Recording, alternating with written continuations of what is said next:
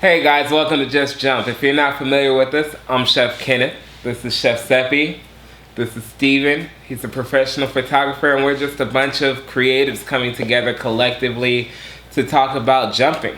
Just different actions and steps that we've all taken in our our respective fields. And just, our journey, our story, things that we've done, things that we're going to do, and specifically right now what we're doing during quarantine. How we're staying active, trying to stay motivated, and just keep going, keep pushing. So we're going to talk about Seppi and I's week. We got together and we're making donuts. It became a thing. We decided to sell them. Steven's making some serious financial leaps in the stock market. So excited to hear about that, so I can jump in on that. But yeah, check us out. We have three other podcasts, that are up right now. And yeah, check us out. Give us a like, a subscribe. We would appreciate it. Thank you.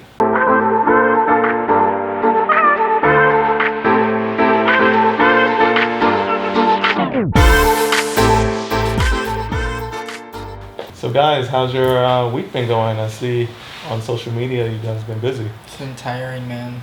Been working so much every single day. Every day? Every day, dude, the grind. But it's been really good, actually. Like, even though, tiredness is just part of life, but it's been good. Kenneth came up with a great idea to do some donuts, man, and it's been amazing. Like, a greater turnout than we would have thought. Kenneth and I came up with about, 13 flavors? 12 flavors? So originally we had 12 flavors last week. This time we cut it down to 10. What's the flavors? Dude. So this week we have a strawberry fruity pebble situation. So we took some cereal milk and made a custard. So we took Fruity Pebbles and soaked it in milk and made a custard out of that. We filled the donut with that. We did a fresh strawberry glaze, put some Fruity Pebbles on it. We done a brown butter pecan old-fashioned donut, put some Cinnamon Toast Crunch on that.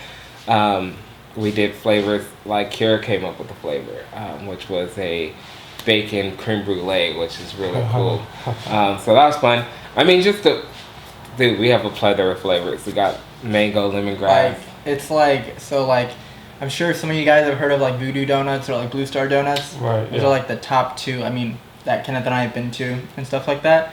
It's they have all these crazy flavors, all these crazy flavors. But it's I feel like ours are amazing because the flavors just stand out. It's who do you know that's making pineapple yuzu filling for a donut, and then on top you have a matcha glaze. It's usually Kenneth was explaining to me the other day. It's how, and this is not to talk bad about other donut places, but it's they usually just do a regular glaze on a donut and then just put a topping of Captain Crunch or Fruity Pebbles. But it's Kenneth, he did a cereal milk custard. So it's you leave the Fruity Pebbles in there for we soaked it for a few hours. Yeah. Soaked that for a few hours and then turned it into a homemade custard. Oh wow! So it's some serious cooking going on. Yeah, some really good donuts going out, and people are loving them.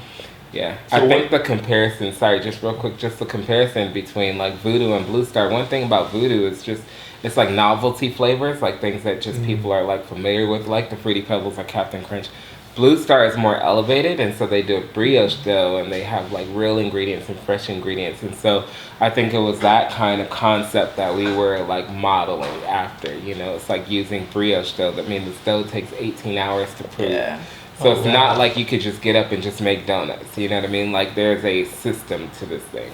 So it's a real deal. I have much respect for pastry chefs, and bakers, because you have to wake up super early. You can't just wake up and start cooking donuts, even if you made the dough the day before.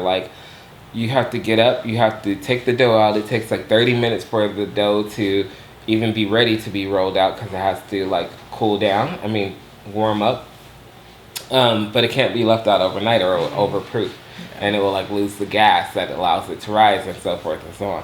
So you can't leave it out overnight. You have to do that in the morning. Then you have to cut it.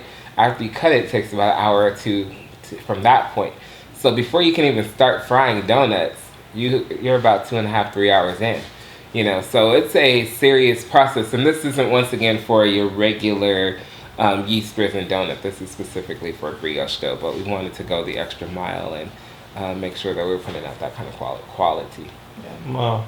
So what made you guys choose donuts and actually jump into selling them?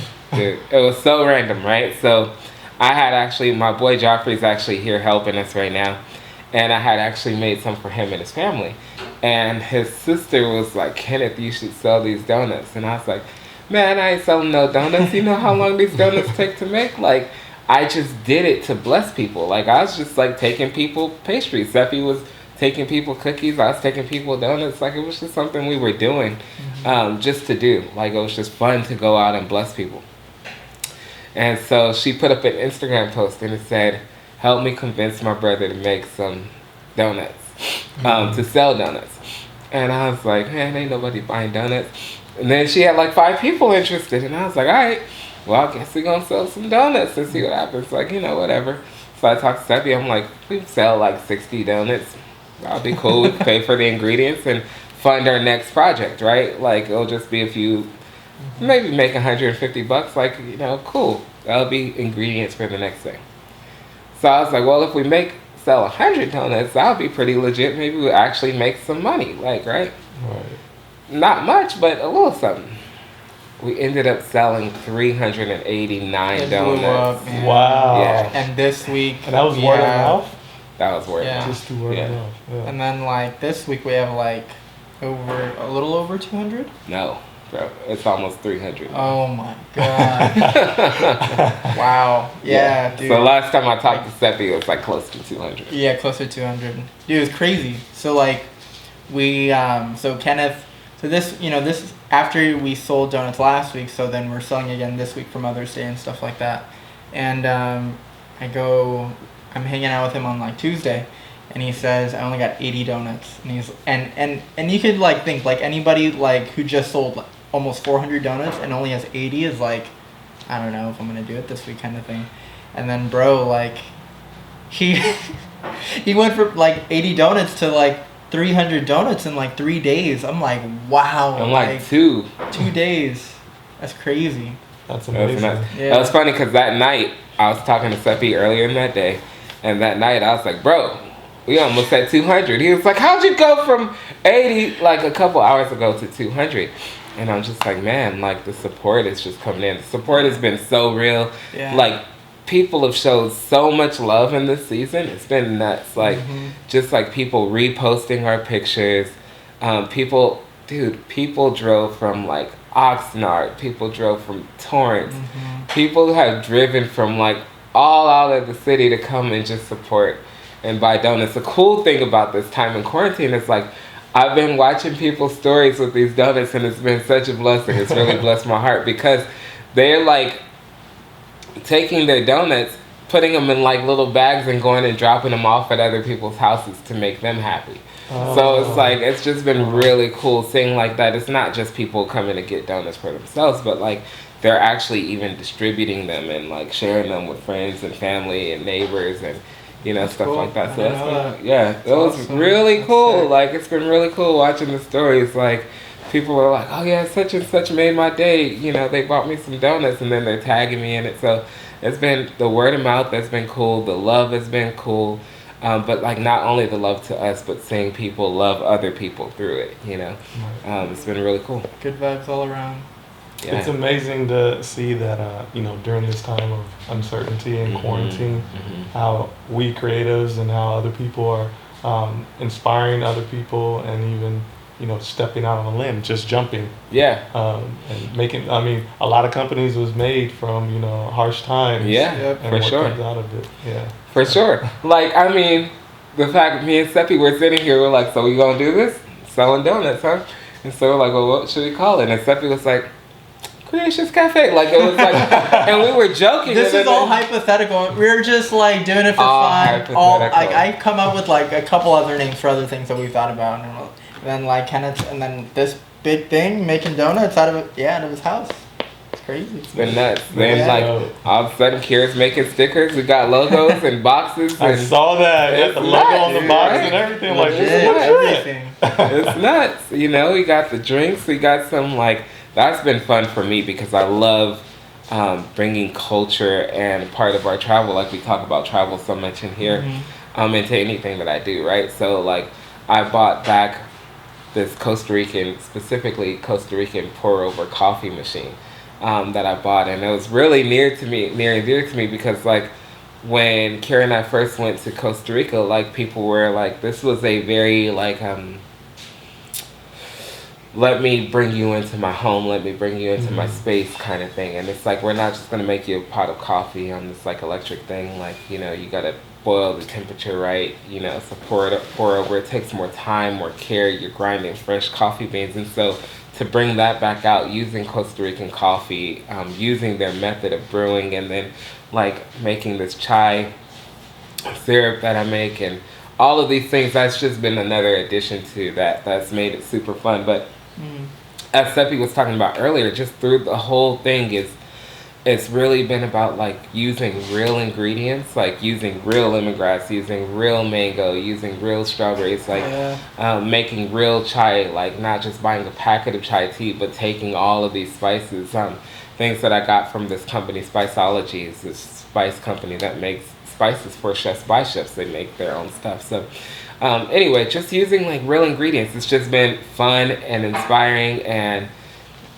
lo and behold, we actually made a little bit of change from it. Like it was, you know, like it wasn't even the intention. It was just jumping and like keeping us out there and keeping us active and busy. So it's been fun. Yeah. What you been up to, man? Whew. It's been a crazy week. Yes. In terms of, like, I jumped in last week. I was mentioning that I was looking into investing in the stock market, and we've been talking about it you know, briefly here and there. I need to get in. Yeah, so I made my biggest leap in the stock market last week on Thursday, and this stock was going up and down. It was speculative stock, so it had movements, volatile movements, where you're going up and down. So I was on that little wave. Trying to ride it out, you know, up and down, you know, that when I say up and down, that means like the price goes up, then the price falls. Then the price doesn't go all the way up again, which is a positive for me. It goes down, then it goes up a little bit, and then it goes further down. And it's like people shorting the stock. It's a way to push the stock down. And that's what happens with this type of market. With uncertainties, it kind of goes up and down, but it also can have a big payoff if you're right. So I had a group of family members, my cousins, who's been invested. He's kind of put me up on game a little bit more in detail about it. My brother's brand new to it, so he was in on it. So we had like this group texting each other early in the morning. It gave me a positive reason to wake up early. Hey, there you go. Donuts too. It's changed the sleep pattern. It definitely did. Thank God. I'm up at 6 o'clock. The stock market in LA time is 6:30 because it's LA. It's New York, 9:30. So I got to get up 3 hours early at 6:30 and be ready, and I'm on it because that's your money right there. So I learned a lot through this stock that was going up and down. Like being in it, jumping and being in it, you learn so much. Everything else, like if you're reading it in a book, it's a good starting stage, but actually being in it is where the real growth and learning, because you're playing with your money in a sense. Hey, playing with your money is no joke. That's you all the way. You better learn quick. You better learn quick. Ain't got time to be, hey, this is not, this ain't crawling stage. You got to jump in running. Exactly. So there's different types of styles in investing in the stock market. There's investments, so that's long term. You can invest long term. Then there's short term, which are more like day stocks. Day trading. And then there's different variations of day trading. Scalping, another one's called swing trading. And so I started learning about those. So I got out of the one that was going up and down. It's the wrong time, the wrong moment. I think it's still going to do good, but just not this second. So that would be more of an investment stock. That was an investment. I was going to stay in it and hold it. It's dealing with oil and oil prices right now. If you don't know in the news, it's we're overstocked. And they keep producing because no one is using oil. The flights are not flying, so it's dealing with overstocks and how they're going to find places to put the oil. But anyway, so I think they still have that same issue. It's just the wrong time to get into the market for this type of stock. Yeah, so I got out of that. Nice. You know, took my loss. It was a low loss, so it wasn't a huge loss. Yeah. And then I started learning how to day trade. Yeah. And swing trade and scalping. That's more. I kind of like those things because I actually woke up on Saturday night. This is after I dumped my money into that stock with a hot sweat. Like I woke up like sweating. I'm like, wait, what is going on? This is the part I was waiting for you to talk about because I think this is great and hilarious. And then my shoulders, the back. I guess I store stress in my shoulders. Like all this was aching, so I got up that morning, like stretched it out, and laid on my little massage thing to kind of get that out. And I felt fine after, like an hour of doing that. Like I literally stretching that out for like an hour. Stressing your shoulders is real. It's real, and I was like, dang, I woke up in a hot sweat because of this. Like, I thought he had the Rona. I'm not acclimated to this type of like jumping and investing and putting like so much money into it and not knowing what's gonna happen, and then sleeping overnight and waking up to seeing your stock drop this many points or something. Dang. So I think I'm a little bit more acclimated to that a little bit more. I gotta tell you, Steven came in. He was like, "Man, I thought I caught Corona." He was like, "What's up with me?" It's like, "Wait, nah." It's actually stress. That's not a symptom. Like hot sweats, I don't think that's a symptom. So I felt straight after that, and then I stretched out the shoulders and the back. Boy, I tell you. But what I learned about day trading and swing trading and scalping trading is that you can pick a method. That's not the right way to say it, but I'm gonna say it's a method. And I was like, okay, I found this method. I think I know how to work it. Let me test it. So I picked a stock that was rising. Mm-hmm. And one of them was what is it? Beyond Meat. Mm-hmm. And Beyond the past, like Beyond the meat. Yeah. Oh, okay. Beyond Meat. So Vegan stuff. yeah, it's the alternative to meat. They're actually here in California, El Segundo. Yeah, I heard about that. So their stock is rise because meat is because meat's running out. it's running out, exactly. So their stock went up, and also they had their that's crazy. I didn't think about it from that perspective. So the stock market is dictated by kind of what the world does in a sense. So if you're running out of meat, then people find alternatives. So that skyrocket. It went Come up. back to real beef, y'all, please. So and also their quarterly reports were coming out, and usually when reports come out, how much you make, your stock can rise or fall. So I went to that stock. I got a little bit of information from my cousin because he's been in the stock market for 4 or 5 months before me. So I was like, okay, this looks like a healthy stock. It's rising. That's one clue for this method. It has to be rising. Gotcha. And so I was like, okay, I'm gonna buy one stock and see if I'm right.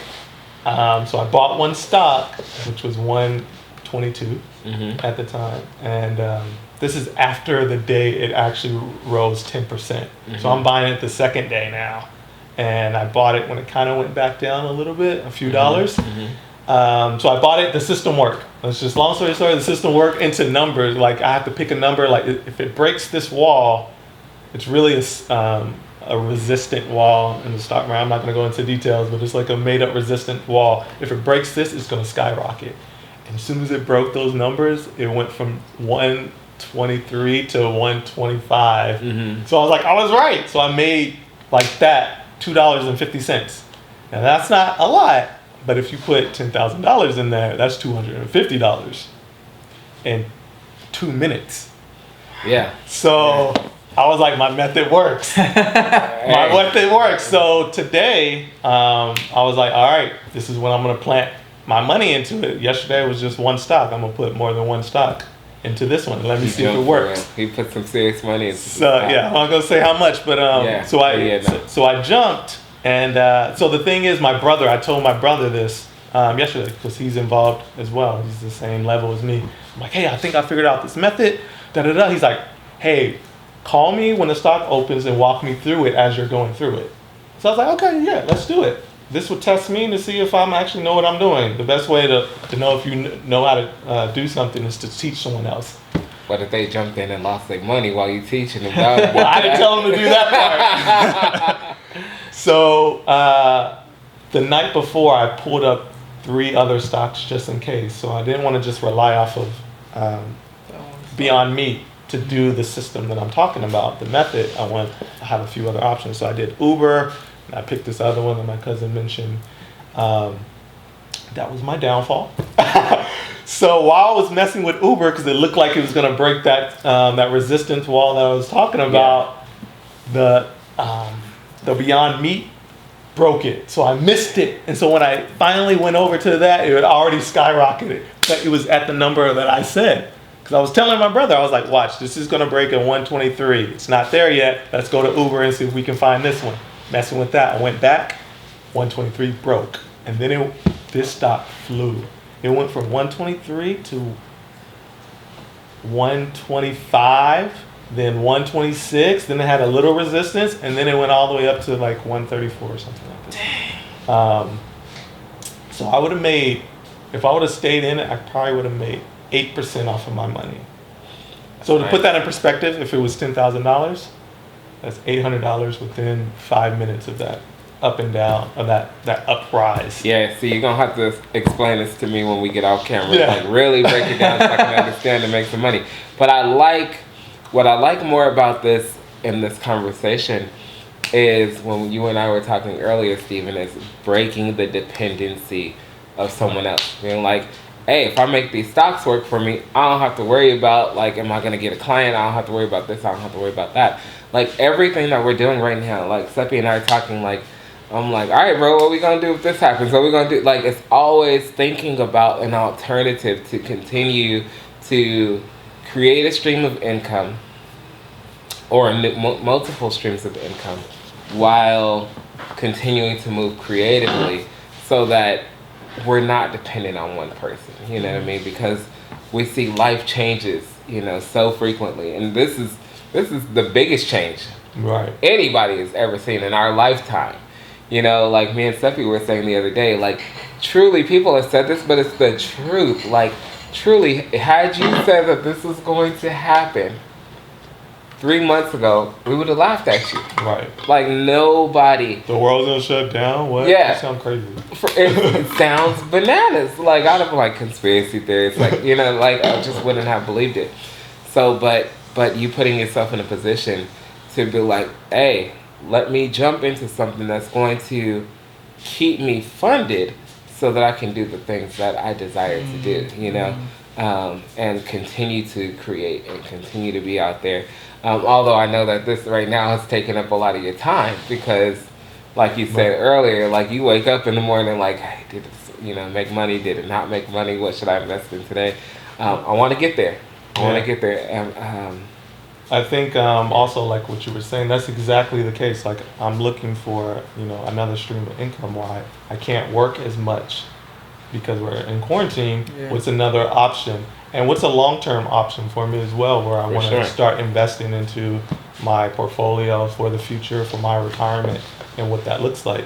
And this is a great opportunity because I'm at home, so I've been studying this whole week. I watch YouTube videos, you know, on this and read about articles about this. YouTube videos. Exactly. Yeah. So like, it's a great learning curve, and I have the time to do it, and it's gonna fuel my creativity, and then I have free time because I'm not worried about income streams and clients. I love it. And ultimately, I do want to be, you know, self-sufficient, where I don't have to constantly have clientele calling me up, because a lot of my creativity comes into the art forms where I just want to create for me and for my insight, in a sense.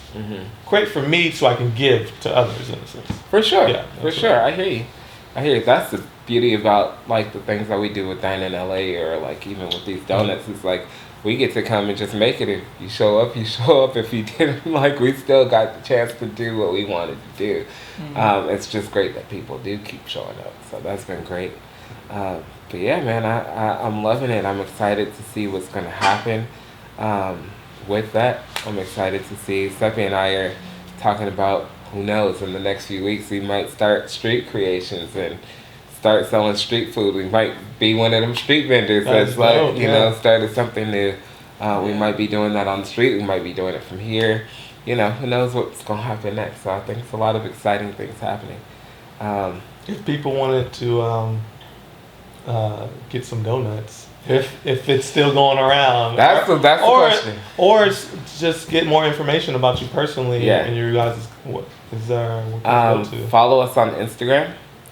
Creations Event Services, spelled with the K. Yeah.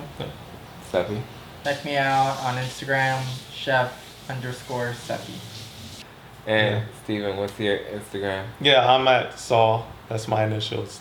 Period. Artist. So you can see. Saw SAW. Yeah, SAW. Yeah.